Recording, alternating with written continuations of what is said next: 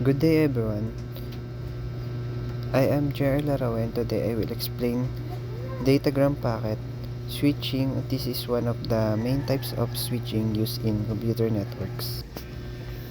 In datagram packet switching, a message is divided into smaller parts called packets. Each packet is sent to independently through the network and each one may take a different path to reach the destination. Here how it works. First, the source device breaks the message into packet. Each packet is given a header with the source and destination address. The packets are then sent into the network routers or switches along the way decide the best path for each packets individually.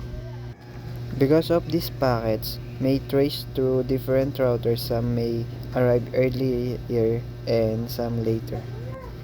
At the destination, the packets are reassembled in the correct order to recover the original message. The advantage of this method are efficient use of network resources, high reliability, since alternative paths can be used in support large and complex network like the internet. The disadvantage are packets may be delayed or arrive out of order. Routers need to process each packet separately, which adds overhead. There is also a chance of packets loss.